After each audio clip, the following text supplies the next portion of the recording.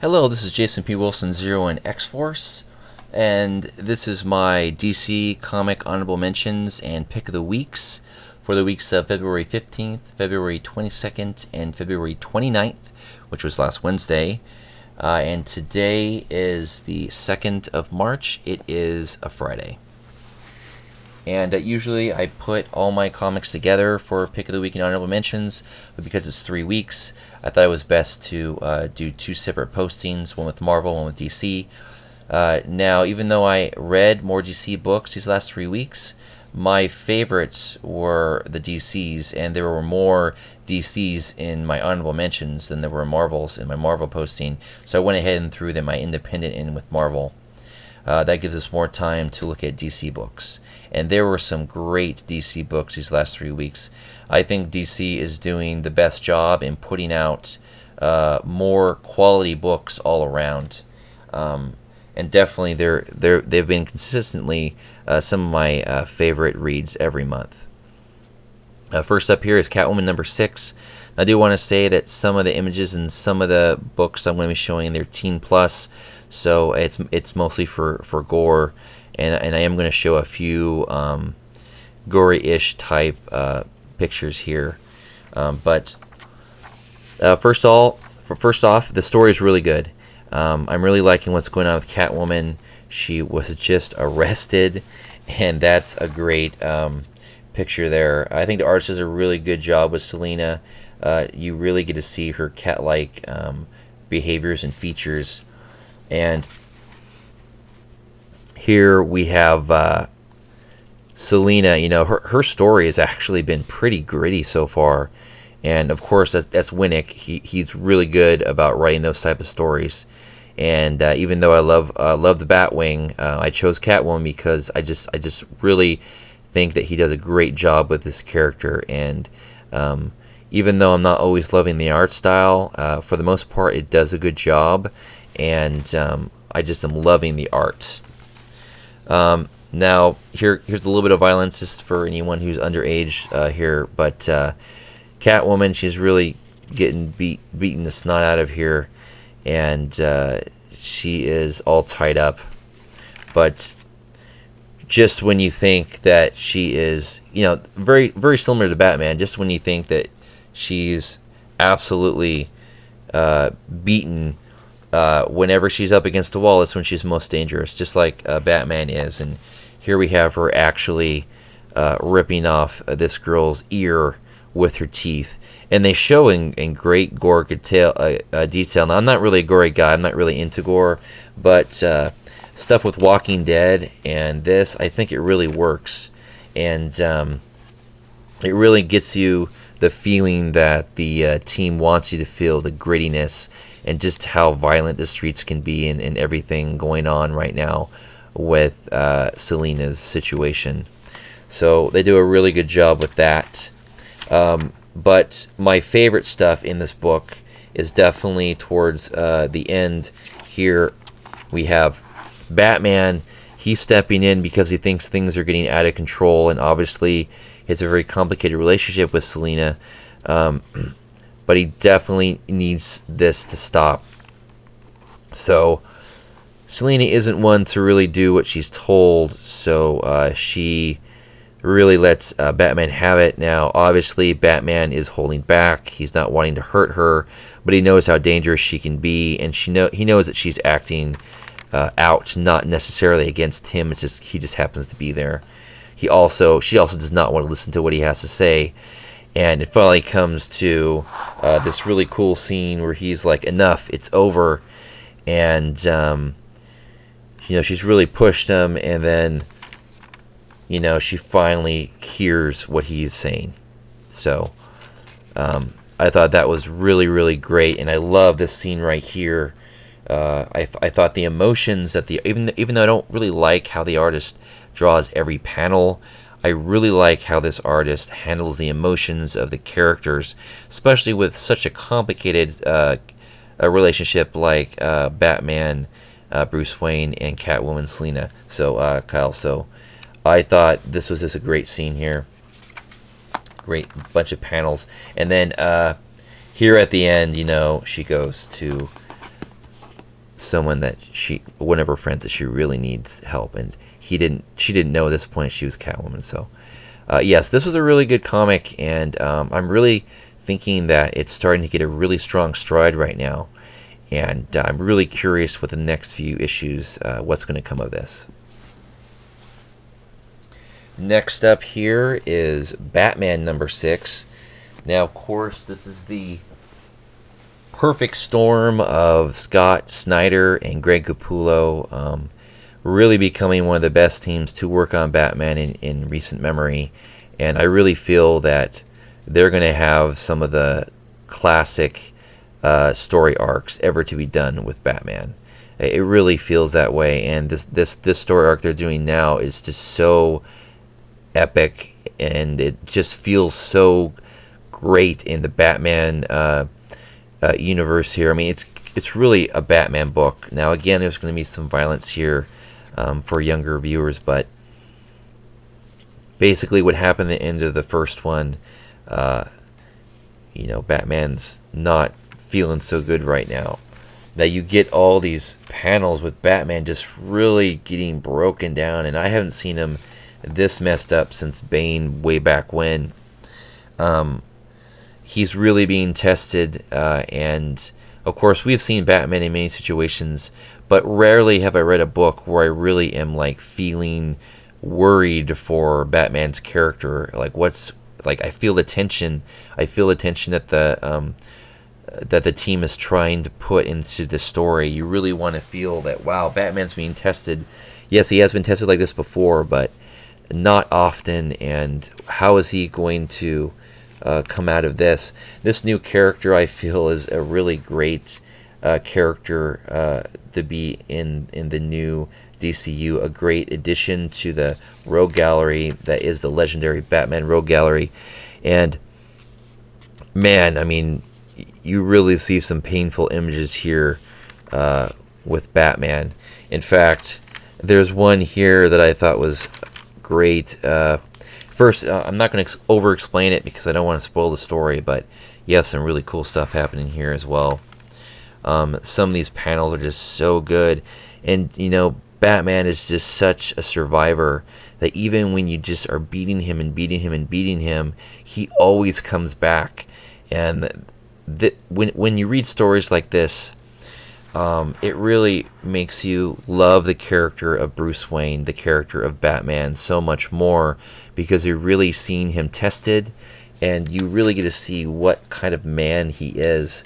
And when a writer really gets that, and an artist really gets that, a team can do such great storytelling with the character of Bruce Wayne, Batman. And here is exactly what they're doing.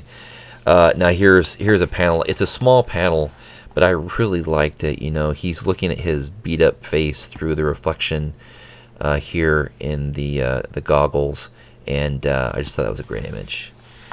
But this series has been jam packed with great images, and you know, after all this, I was really like rooting when Batman started to really give back the punishment like only Batman can. And the thing about Batman is, you know, people have been able to really dish it out, but they can never take it like he can, and that's why he's always the guy who's standing at the end. It's not just him always being the world's greatest detective, but it's his physical prowess as well. So this is a great issue, and I'm just absolutely loving what they're doing here, and I cannot wait to see what the future has to hold for Batman, which has definitely become a flagship title for the series. Scott Snyder, Greg Capullo doing the best job anyone can on this title. It's definitely a must-read. It actually just missed out on my pick of the weeks.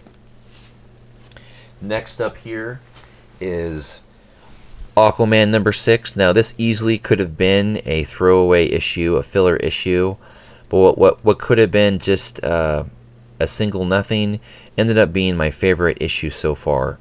This is Mira Unleashed, and Aquaman doesn't even come in till the end of this book. And what I loved about this book is we really get to see who Mira is in the new DCU. last time I loved reading Mira like this was in Brightest Day. In fact, that series really made me love her character, and I was really curious what they were going to do with her. And now that I can see what Jeff Johns is doing, that I really like what this team is doing. Absolutely. So first here, this artist, when the artist is doing water like this, that's obviously what you want. Do you want to be really good at doing water if you're doing an Aquaman book? And that's where this artist really shines, where the characters are in water or they're around water. Where this artist isn't the best is mostly all the land stuff. For instance, this right here. Now, before I say this, I should probably double check to make sure. Yeah, it's the same artist. Sometimes they'll have artists do different panels and stuff, but when the artist is doing stuff like this, to me, I don't really like this type of stuff. Maybe it's on purpose. When she's in the water, she looks a certain way.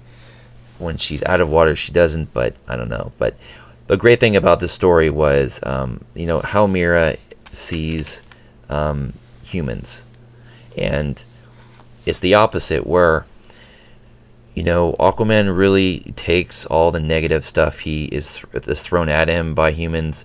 He takes it and it rolls right off his shoulders, doesn't change who he is. She just doesn't put up with any of it at all. And you really are seeing humans from her perspective.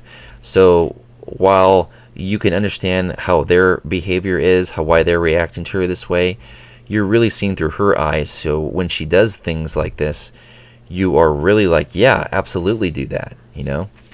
I thought that was great writing by Johns, because you're really seeing her perspective of us. Now again, when the panels start to look ugly, water gets involved, and that is when the pages look fantastic. Definitely some of my favorite panels here. And here is a perfect example of what I was trying to say. Basically, they can't really arrest her, but she sees the situation, so she go ahead and she allows herself to be arrested. But then when she gets in the back of the vehicle, a man has just killed a woman, and he has taken this girl hostage. She killed this girl's mother, and as she's watching here in the back of the seat, she easily is not going to put up with this. She breaks free with little effort, with some great panels here, and she comes out to address the situation. And here we have her confronting him, and he's like, hey, aren't you Aquawoman? You're a fish out of water. I'm not afraid of you. And then she's like, fish out of water, you humans don't get it. Water isn't my weakness, it's your weakness. And then she starts to take all the water out of his body. And as she's sucking the water out of his body, she's saying, this is what it feels like to have 1 day without water, 2 days, 3 days. Clearly, she is going to suck all the water out of his body. And as that's happening, the girl who his mother has killed begs her not to kill him. And she's like, what? How can you not want me to kill him? He killed your mother. And then she's like, well, that's my father. And at that moment, she sees the situation and doesn't understand how humans can put up with this. She sees a girl begging for the life of her father who just killed her mother, and how they could allow themselves to live in that type of environment. And she just can't take it anymore, and she just leaves. I think that was a great way to show the difference between the lives of Atlanteans and the lives of the humans on land, and the differences. And even though we are human and we see their perspective, it was kind of cool to see through her perspective and their perspective. And to me, that's what really made this comic one of the best to come out so far. Then, of course, she tells her father Aquaman's not a bad person, that she's not going to kill him. And then he basically says, well, now you're going to die, or something to that effect. But here at the end here, again, with some not so great artwork, there's no water around them, we basically see the next issue is going to give us some answers of who sank Atlantis and why. So, Aquaman number 6, a great issue, and one of my favorite reads of the month. Next up here is Red Hood and the Outlaws, number 6. Now I'll try to hurry it up here because I know it's starting to take some time. But first off here, I want to say that I really like the writing on this book. I think the writing is really solid. But if Kenneth Rocafort ever leaves this book, it's really going to hurt it, because this is some of the best artwork put out by DC on any title. Just look at this book. Now, I might read Nightwing, or might read Catwoman or Batwing or something, and even though I'm enjoying it, I'll say, well, artist does a good job, but they can improve this, and I would really like this to stop or this to start. But with Rocafort, there is absolutely nothing you can say about his artwork except for, wow, just absolutely beautiful stuff here. This is the stuff I like to see when I'm reading a book. Every page full, absolutely beautiful artwork that really just sucks you into the story and sucks you into the world that you're reading about. I also think not only does he do great with splash pages, but he does a really good job with the more intimate stuff. You have 3 characters that are basically, having a triangle thing going on. Their relationships are very different, very complicated. All 3 of these characters are, and for lack of a better word, they're all damaged. So it makes for compelling storytelling, and the artwork really is well done with all the intimate stuff. At the same time, I really like stuff like this, like Jason Todd's remembering. He's having like a dream or a memory of when he was Robin. And here we see Nightwing. And I always love to see Nightwing now because, I'm not reading Nightwing anymore. And I love Dick Grayson, so I really love it when he's in other books.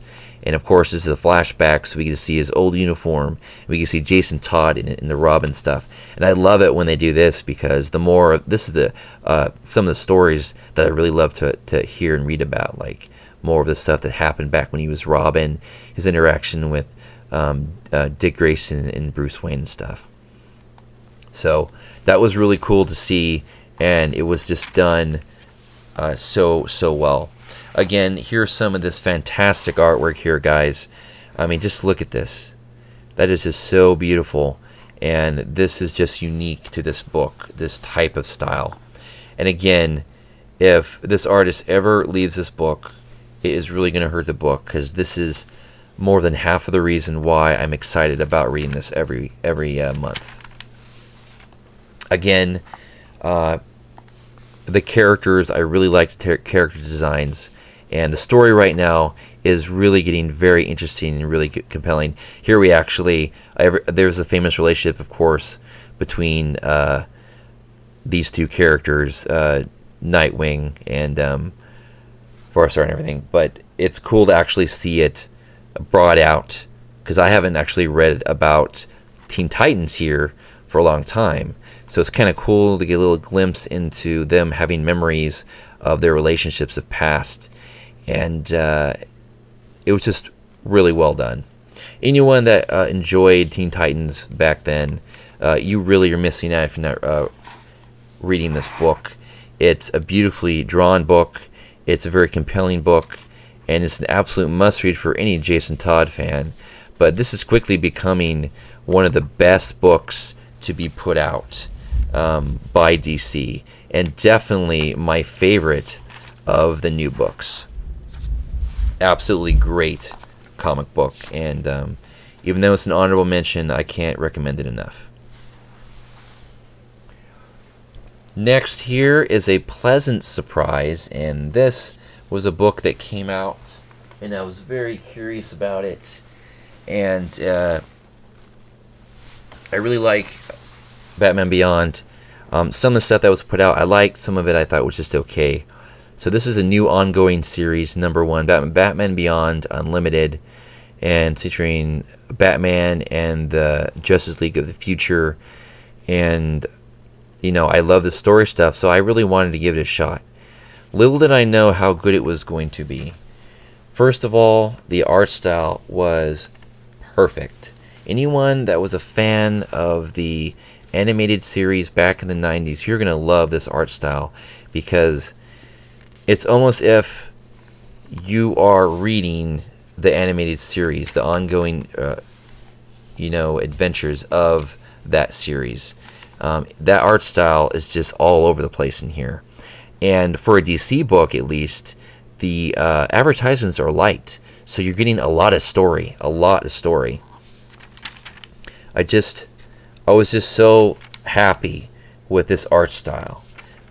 Everything about it was bringing me back. As I read this, I started just remembering how much I love this animated series, Batman Beyond, and how much I really missed reading good Batman Beyond stuff. And with issue number 1, I know that's too early really to say, but I'm really getting, after reading this first issue, I'm really getting excited about it. I cannot wait for this to be coming out every month, and it looks like it's here, and hopefully it's here to stay. Now, they have to keep on putting out this type of quality, and I really feel that they're going to. You really feel that strong out of the gate. It's all here. They know what they want. They know what kind of story they want to tell, and they're telling it in all its Batman Beyond glory. Absolutely love this, and it was the biggest surprise of anything that I read these past 3 weeks, and actually in a long time. But next up here is the pick of the week, and probably no surprise, that is Justice League number 6. This had everything that you wanted it to have. You had everything that's been happening so far basically come to a head, and you get the full-on action of a Justice League team working together, going against Darkseid, doing everything that you know they could have done, but they're now finally realizing how they can work together. Now, again, I mentioned this, but I think it's important to say, for a book that is such a legendary team, you really feel like, well, how are they going to do a job where obviously they're going to win, obviously they're going to come together. But the way that it's written by Johns and the way that it's illustrated by Lee, you really feel like you're not sure how they're going to work together at times. How are they going to come together as a team? I love the way that Johns writes every character on the team: Wonder Woman, Batman, Aquaman, Flash, everybody. And I love the way that Lee draws.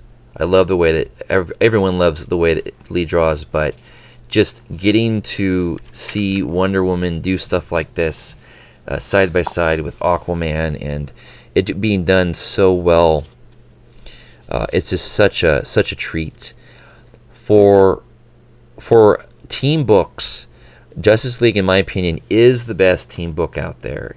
Whether it's Marvel, whether it's DC, in my opinion, the best team superhero book out is Justice League. The art style, the writing, panels like this, Superman just really letting loose and cutting loose for the first time in this universe with Darkseid.